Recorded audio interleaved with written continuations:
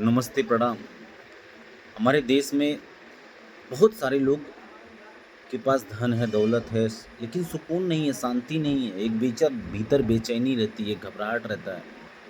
सत्य क्या है, परमात्मा क्या है? बिल्कुल जिज्ञासा होती जो सदियों से चली आ रही कि भगवान कहाँ है, ईश्वर कहाँ है? लोग तरह-तरह की विधि, पूजा, पाठ और दूर-दूर तक जाते हैं। परमात्मा को पाने के लिए क्या पैसे खर्च करना है? परमात्मा को पाने के लिए क्या पूरी दुनिया में कहीं कोने में भटकना है? परमात्मा क्या कहाँ पे है? परमात्मा के लिए कौन-सी मंत्र जाप करें जो परमात्मा के नज़दीक पहुँचा जा सके? तो मैं बता दूँ आप भटक रहे हो, बाहर परमात्मा है ही नहीं।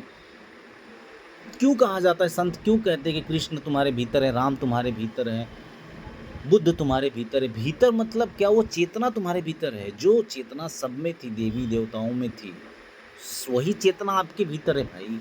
हाँ, उतनी शक्तियाँ आपके भीतर हैं, लेकिन आप अपने चेतना को जागृति नहीं किए हो। आप खुद के मन को नहीं देख पा रहे। बुद्ध ने जाना तो बुद्ध पहुँचे, महावीर ने जाना तो महावीर पहुँचे, कबीर ने जाना तो कबीर पहुँचे, गुरु नानक जी ने जाना तो गुरु नानक जी पहुँचे। क्या कहते हैं कि सब कुछ तुम्हारे भीतर, जैसे मैं भी कह रहा हूँ, लेकिन भीतर क्या है?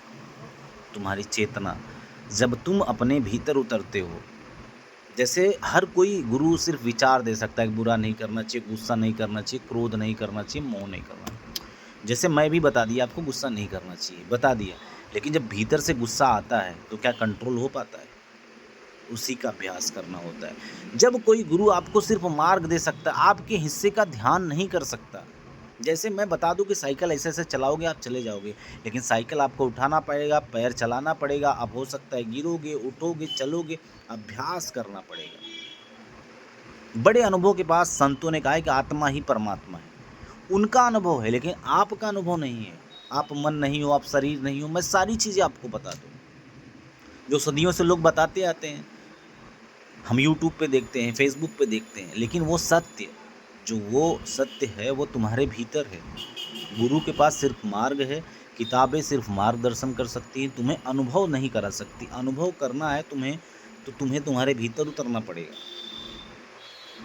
परमात्मा से मिलना का मतलब ये है कि खुद से मिलना। यहाँ तो लोग चमत्कार की होड़ में लगे हैं कि ये कर लूँ तो वो हो जाएगा, वो कर लूँ तो वो हो जाएगा, बिल्कुल नहीं। और बहुत से लोग बोलते हैं कि भगवान कैसा दिखते हैं, भगवान कैसा होगा? भाई भगवान एक ऊर्जा का नाम है। जैसे सूरज की रोशनी दिख रही है ना, उसको पकड़ा जा सकता है ना उसको कैद किया जा सकता है। तो वो ऊर्जा आपके भीतर है। राम, वही शक्ति राम में थी, रावण में थी।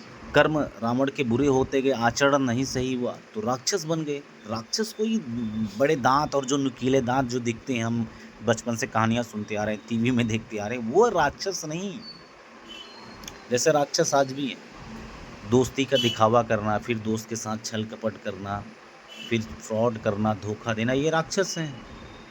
भगवान आज भी हैं, देवता आज भी हुए।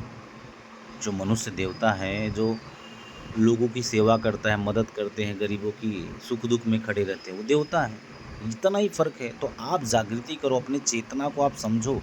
जब आप अपनी चेतना को देख पाओगे तो आप परमात्मा को महसूस कर पाओगे। नमस्ते, प्रणाम।